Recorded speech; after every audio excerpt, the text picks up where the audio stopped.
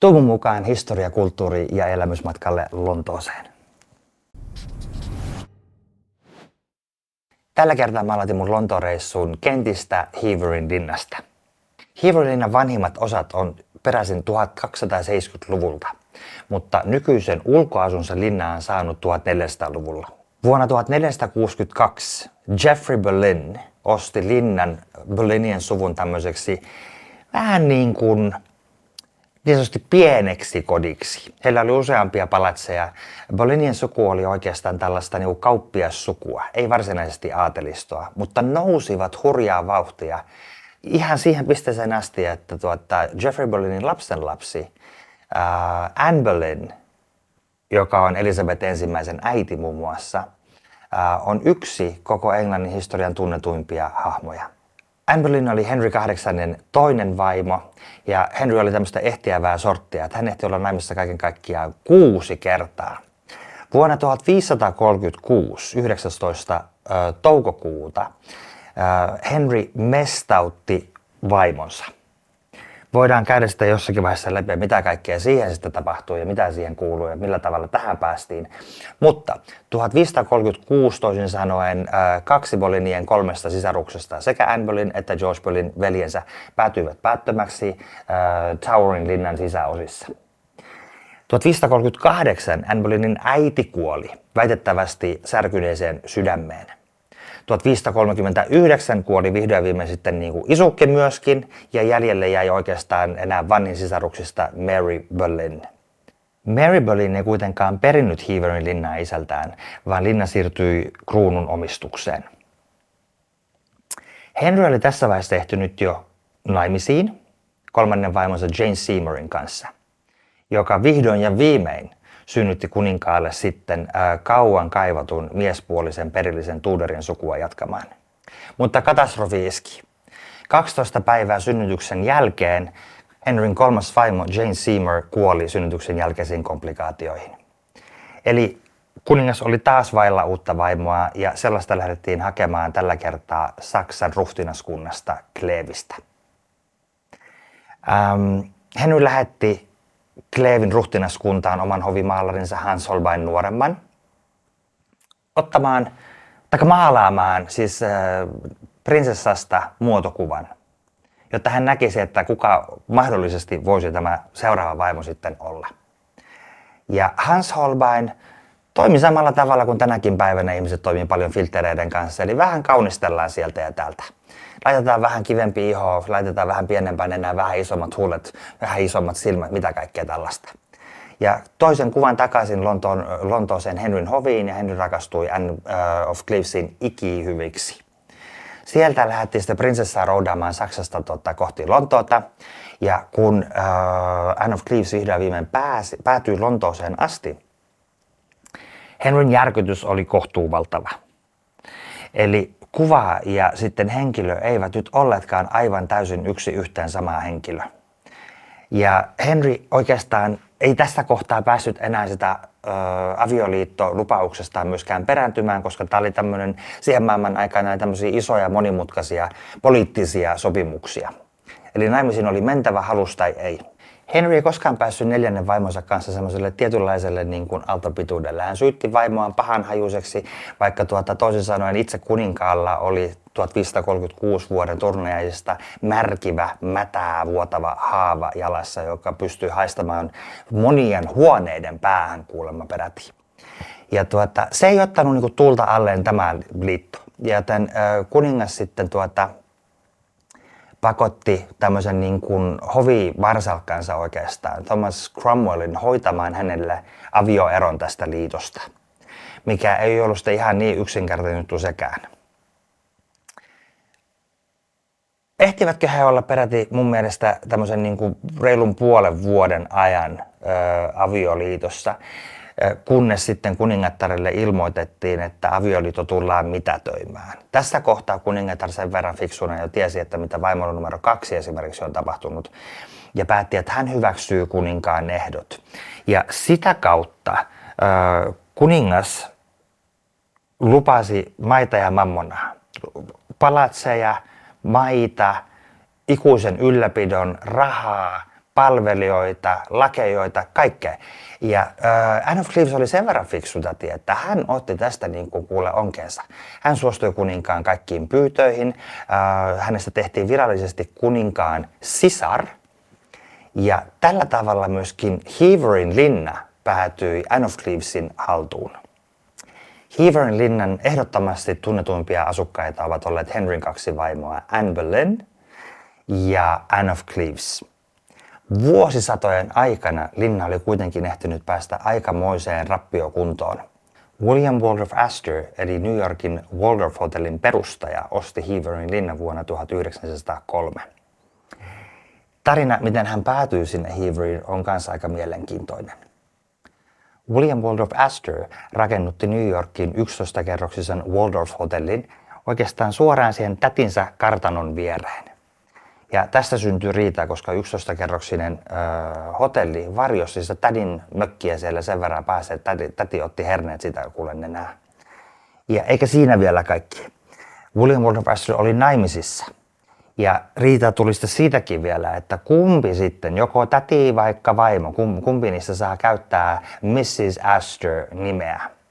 Kaikkia näitä suvun valtavia riitoja William pakeni toisin sanoen Lontooseen ja osti sieltä Heverin linnan.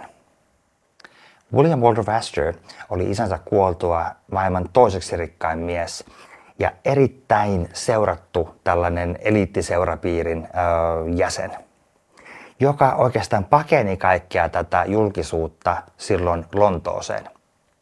Siellä asuessaan hän päätti, että hän lavastaa oman kuolemansa, eli pyysi tällaisia palvelijoita ja sitten kirjoittamaan sinne Atlantin toiselle puolelle kirjeen, että hän on kuollut.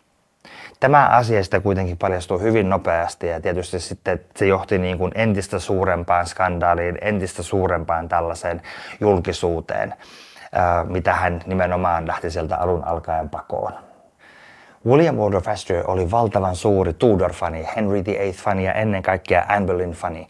Enkä mä vois kuvitella, miltä tuntuu itse isona Anne Boleyn-fanina olla omistamassa sitä linnaa, missä kuningatar vietti ei ainoastaan koko lapsuuttaan, mutta myöskin paljon aikaa aikuisiässä.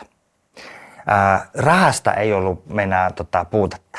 Pätäkkää löytyi sen verran, että Astor palkkasi sinne puuseppiä, kaiken maailman kivenhakkaajia, niitä ja näitä puutarhureita sadoittain ja muutti oikeastaan hyvin paljon linnan maita siihen uskoon, miltä ne tänä päivänä näyttävät.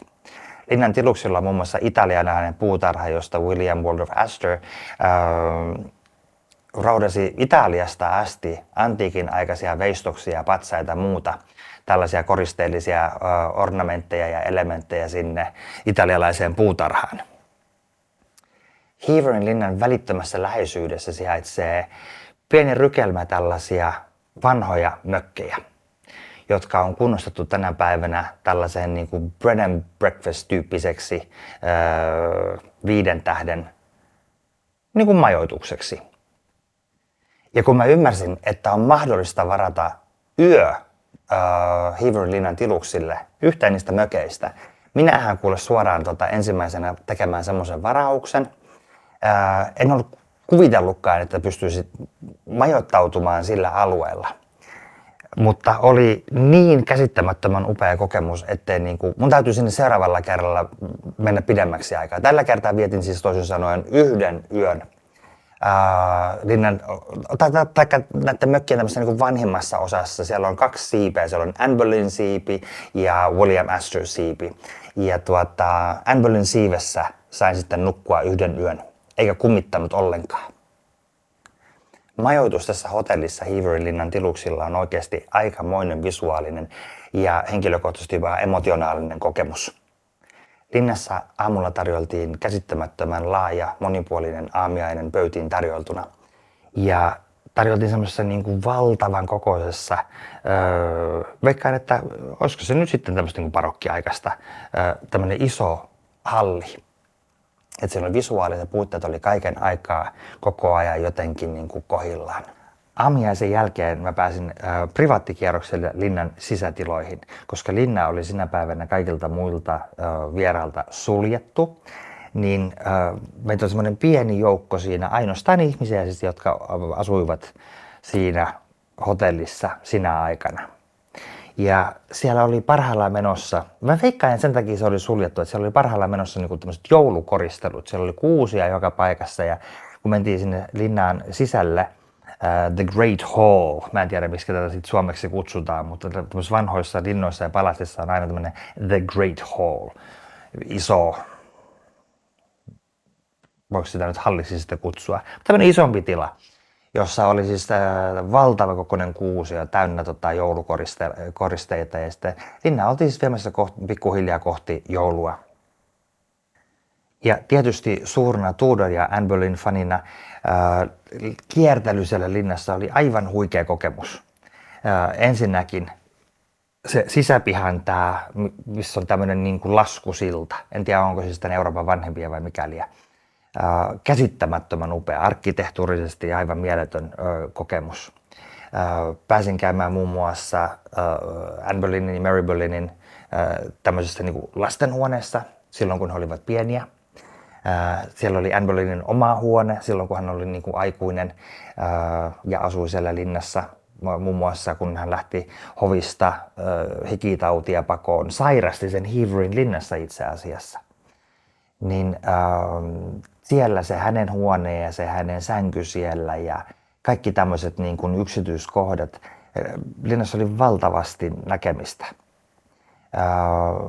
Huoneesta toiseen siellä oli muun muassa paljon maalauksia, Tudor-aikaisia maalauksia. Ja taisinko kuulla oppaan sanovan muun muassa, että National Portrait Galleryn lisäksi Heaverin linnasta löytyy toiseksi suurin kokoelma Tudor-aikaisia alkuperäisiä maalauksia. Linna oli täynnä käsittämättömän upeita yksityiskohtia, aina kaikista huonekaluista alkaen tämmöisiin kuriositeetteihin. Eli siellä oli muun muassa 1500, taisiko olla 60-luvun, tällainen saksalainen mestausmiekka, joka siis ei ole se mestausmiekka, millä kuningatar eli Anne Boleyn mestattiin vuonna 1536, mutta saman aikakauden. Eli toisin sanoen hyvin samantyyppinen, miltä mestausmiekka kuitenkin siihen aikaan näytti. Ja se antaa tietynlaisen niin kuin käsityksen siitä, että millaisesta miekasta on ollut kysymys muun muassa Anne Boleynin mestauksessa. Osa Boleyn-suvun aikaisesta linnasta on myöskin kunnostettu William Waldorf Astryn tämmöiseksi omiksi asumistiloiksi siellä linnassa, jotka sitten vastaa enemmän tämmöistä 1900-luvun alun aikaa niin kuin sisustukseltaan. William Waldorf Astry myöskin rakennutti linnaan makuuhuoneen, jota kutsutaan Henry VIII bedroom. Joskin tämä ei aivan täysin pidä paikkaansa, koska Henry VIII ei koskaan käynyt Heaverin linnassa itse. Ja tämä on sinällään vähän hassuttu, koska siis on olemassa 1700-luvun maalauksia, 1800-luvun piirroksia tästä, kun Henry vierailee Heaverin linnassa, mutta tosiasiassa kuningas ei koskaan käynyt Heaverissä. Heaverin linnan tiluksilla on myöskin valtavan kokoinen tällainen puutarha-alue, koostuu erilaisista osista. Sieltä löytyy Yew Maze, mä en tiedä mikä on maze nyt ylipäätään suomeksi, tällainen niin kuin sokkelo, ikään kuin labyrinttimainen tällainen rakennelma. Sieltä löytyy italialainen puutarha, joka on valtavan kokoinen itsessään, täynnä nimenomaan, kun tuossa aikaisemmin kerroinkin, antiikin roomalaisia veistoksia, patsaita, muuta tällaista kuriositeettia. Ja sitten siellä on myöskin niin kuin lapsille joku tällainen alue. En ehtinyt käymään koko tätä linnan puutarha-aluetta läpi, koska se on aivan valtavan kokoinen, mutta siinä niin kuin linnan lähettyvillä, niin ne yritin pyörähtää niin kuin nopeasti läpi katsomaan, että miltä siellä näyttää. Heatherin linna sijaitsee noin suurin piirtein vajaan 40 minuutin junamatkan päässä Lontoosta. Eli vaikka et oiskaan kenttiin päin periaatteessa menossa, niin suosittelen ehdottomasti, jos Lontoa käy tylsäksi jostakin kumman syystä, niin teet päiväretki sieltä kenttiin Heatherin linnaan Anne Boleynin jalanjäljillä. Et tuu varmasti pettymään. Ihana kun olitte mukana tällä kertaa. Taas kerran seuratkaa tällä alustalla, TikTokissa, Instagramissa, mitä kaikki näitä paikkoja on. Ja pysykää matkassa mukana seuraavaan kertaan. Moi!